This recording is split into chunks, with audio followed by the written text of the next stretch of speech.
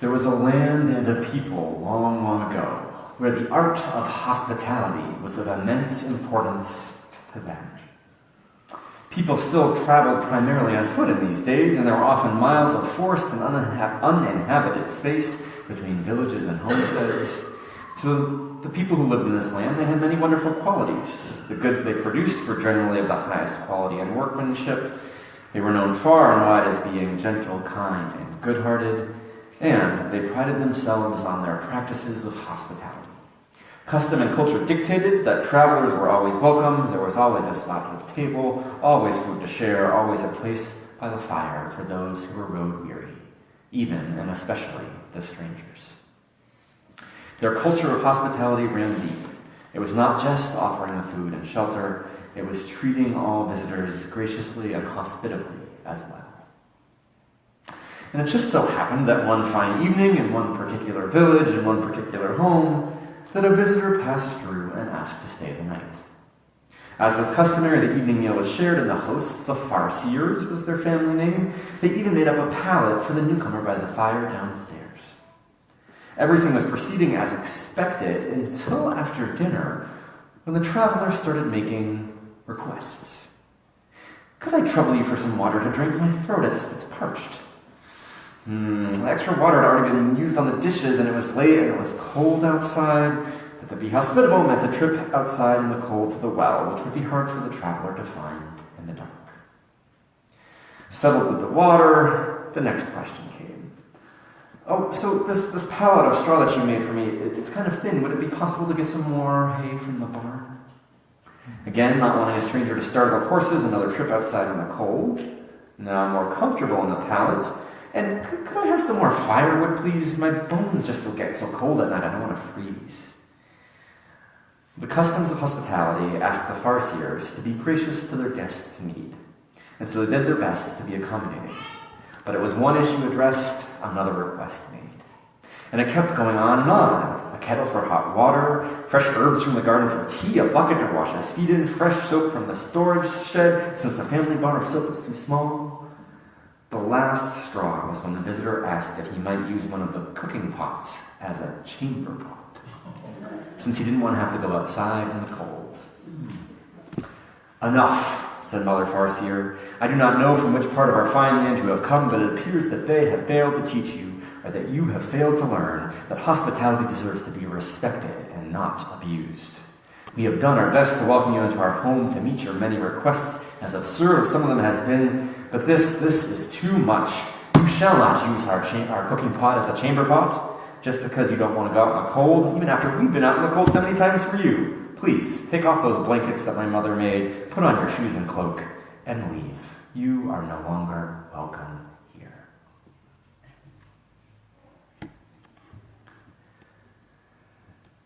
Now our question for today, right, that we're wrestling with is, are there limits to welcoming?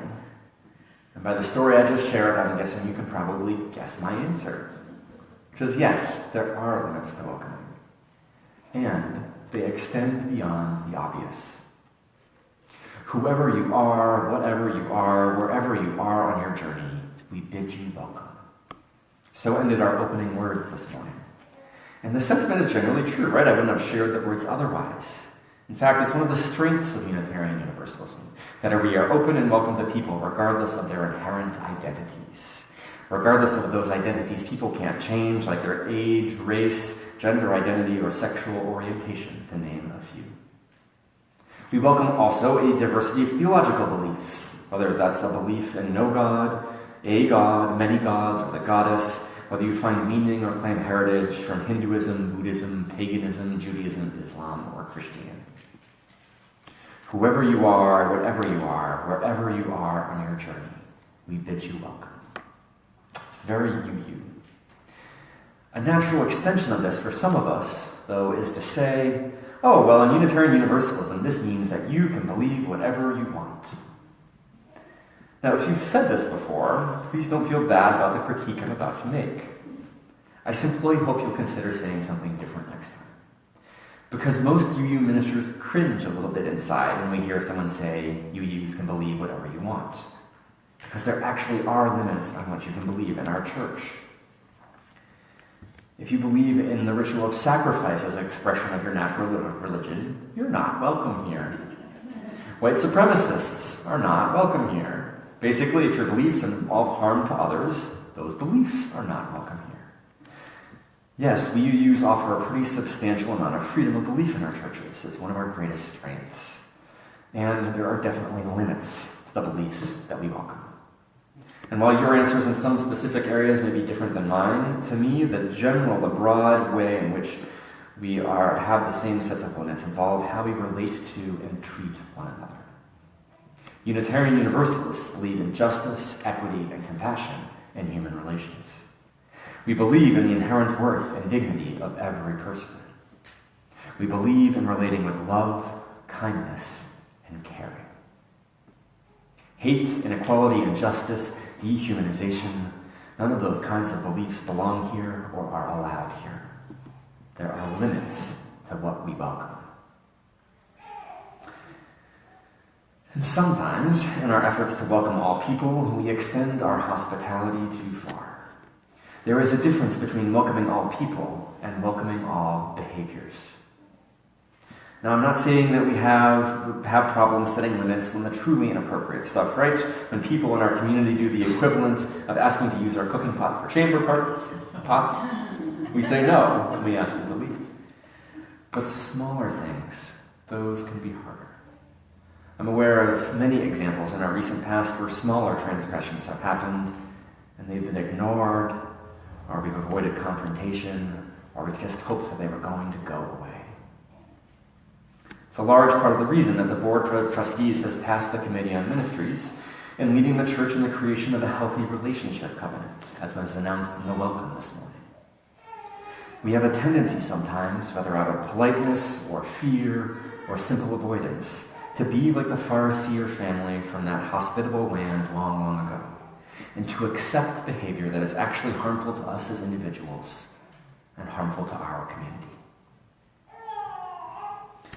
When I shared this topic for today with Lisa of the limits of welcoming and the importance of boundary setting, her response was, "Whew, that sounds heavy and kind of negative." And so what I hope we can focus on the rest of this morning is that there's actually really positive and healthy parts of putting limits on our welcome, of being willing to set healthy boundaries.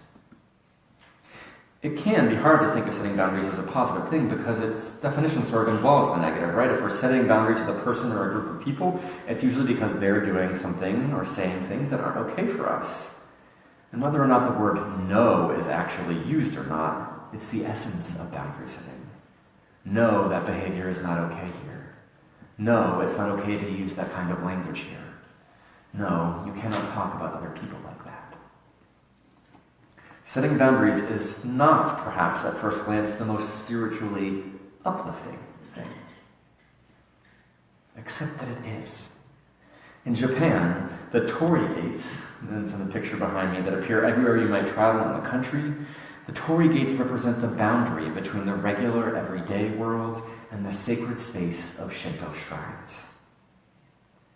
And the thing is, they don't almost never have fences. You see, it's just freestanding. They almost never have fences that go with them. They're not physical boundaries. They're markers and reminders that a boundary, though, is being crossed, and that we should be mindful of the transition we're making as we cross the invisible line.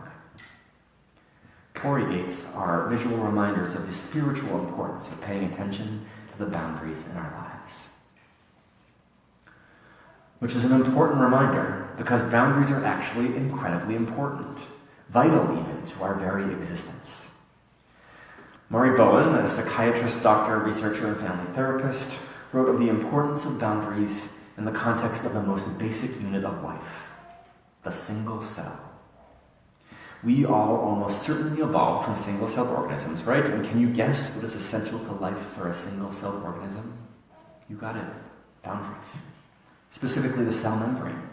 Without the cell membrane, without literal boundaries around the cell, there is no organism. Everything, all the DNA and RNA and ribosomes and mitochondria, everything would just float apart in different directions. Now, those boundaries have to be permeable, of course. Food has to be able to get in and waste sent out. That's true of healthy boundaries in general, right? The idea is not to keep everything out and everything in. So boundaries and cell membranes are literally life-giving. And it's true for us multi-million-celled organisms even today. Without the boundaries between us and the rest of the world that our skin supplies, our muscles and tissues would be too easily damaged, infections would find their way too easily into our systems, and while I'm no biologist, it's possible maybe that even some of our organs might fall out. I don't know. But you get the point. Our bodies need the boundaries we have. And when they're compromised, if we get cuts or abrasions or anything else, our whole body can be in danger. Boundaries are essential for life. And they're also essential for more than our physical lives and our physical selves.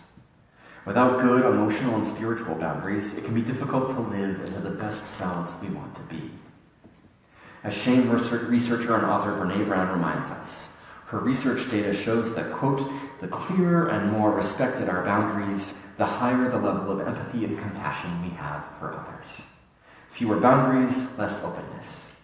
It's hard to stay kind-hearted when you feel people are taking advantage of you and threatening you. There's an old cliche that you have to take care of yourself before you can take care of others, and it remains true. If we don't offer ourselves the kindness of setting good boundaries for ourselves, it can impact our ability to offer kindness to others. The Farseers are a perfect example, right? If they had said no earlier to that traveler, they would have felt so put upon that they had to ask their guest to leave.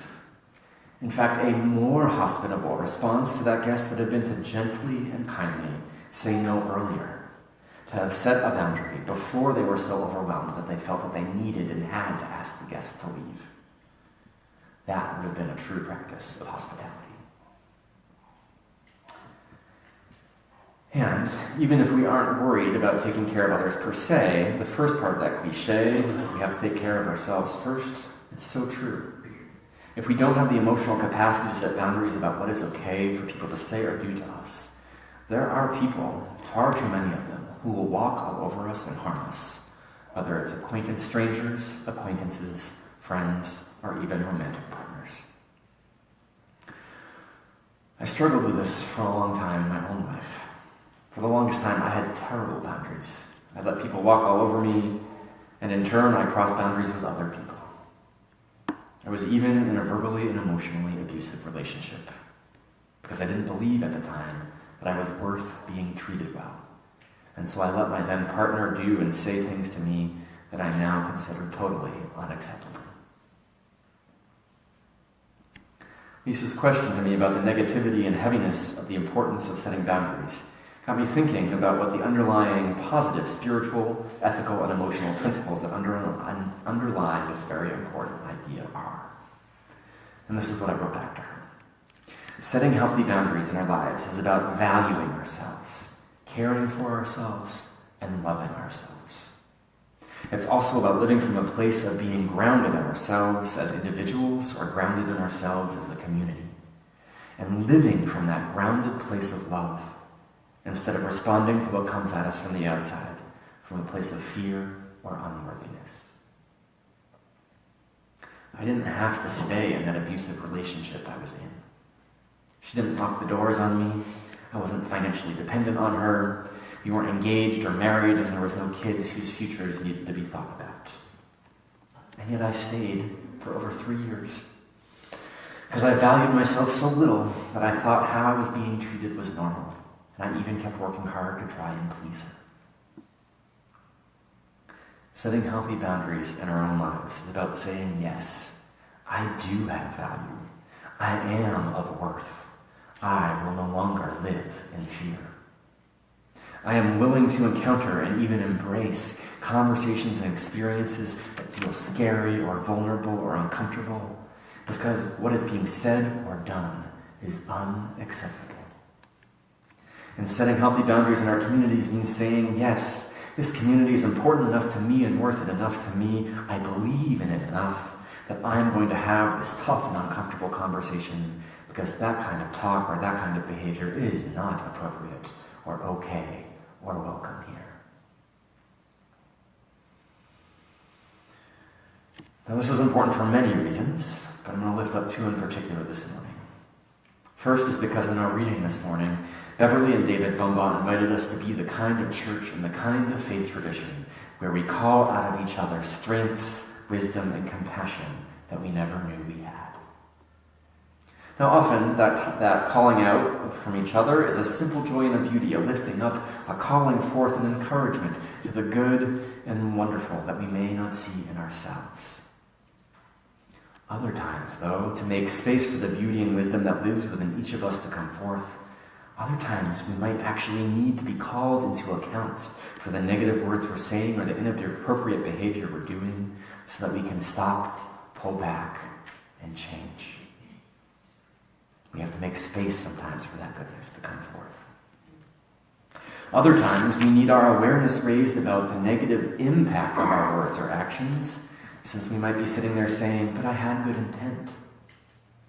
The impact matters. Sometimes our religious, ethical, and spiritual journeys are all sunshine and roses. Sometimes the transformations are purely positive and full of joy. Other times, we need boundaries set so that we can see where we are falling short of our own ideals. Other times, we need to learn to set boundaries so that we can properly live into valuing ourselves. Other times, we need to set boundaries with other members of our community so that our community as a whole can move forward together in love. The second reason we're going to discuss today is that setting healthy boundaries is important because of the state of our country, our government, and our political leadership. Policy differences aside, and especially on a national level, there are simply things happening that are wrong, that we need to be calling out as wrong over and over again. Attacks on individuals because of their ethnicity or their religious views or their sexual orientation or their gender identity or daring to exercise their First Amendment right to free speech in a public place. Too many things that are morally and sometimes legally wrong are being done, and we as the American people need to be able to step up and set a healthy boundary and say, no, this is wrong, and we will not stand for it. To say that it's up to Congress or our legislators and that they aren't acting and stopping there, it's not enough. It's not valuing ourselves or our country enough. We've seen the impact when we actually engage with our elected officials. When we care about ourselves and others enough to actually show up, to make the phone calls, to intentionally impact our legislators in large numbers, we can and do influence what happens on a national level. The words this morning from our invitation to offering ring so true. Just like a sudden storm is made of discrete, subtle rain droplets, so too is our individual giving when pooled together, a mighty force. So too, when we come together for political actions and phone calls and letters and rallies, so too can we be a mighty force. When we value ourselves and others enough to act, we can and do make a difference. Now, I know that we are doing some acting. I'm not saying we're not acting at all or that we're not doing stuff at all, but there is more to be done. There is more that needs to be done. And I'm in no way, shape, or form trying to shame myself or others for failing to act, both in the political or in the personal realms. I'm simply lifting up the positive call, the call from our reading this morning to lift up each other's strengths, wisdom, and compassion that we never knew we had.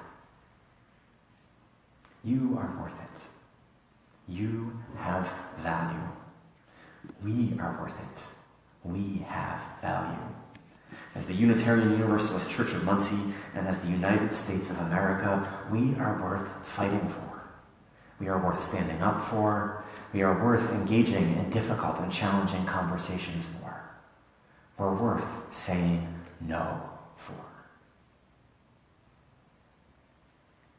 Let us not reach the crisis points in our lives and crisis points in our country by being like the Farseer family in the story with which we begun. Because they could have avoided so much trouble, right? And maybe even avoided kicking the traveler out of their home if they had simply said no earlier. And this example offers us a further insight. Because the major reason the Farseer family didn't say no to the traveler earlier was because they were prioritizing a different cultural value, that of hospitality, over the setting of boundaries. Now, we may perhaps think it was foolish of them in our culture where hospitality is not as emphasized to the same degree, but they were making a choice based on prioritizing values. So we heard in our story for all ages this morning with a young man who was choosing the shoes that didn't fit his feet. He was choosing the value of perhaps hoping to be liked over the value of physical comfort, even in his case. Now, the prioritization is not always going to lead to physical pain, but we make similar choices all the time, say prioritizing the value of harmony over the value of setting boundaries about what is acceptable in our lives and in our communities. The thing is, when we prioritize other values that allow harmful behavior, it actually undermines our integrity, or the integrity of our community. It all comes back to what we care about, how much we value ourselves, how much we value our communities, and whether we're willing to risk difficult conversations and experiences to stand up for our worth and values. Setting healthy boundaries, setting healthy limits on our welcome and in other areas of our individual and shared lives, not only is it physically necessary for life to continue, it is emotionally and spiritually necessary too. So as we go about our days, as we go about our lives, may we find and get comfortable with setting the limits we need to be healthy. You are worth it. We are worth it. Love is worth it. Amen.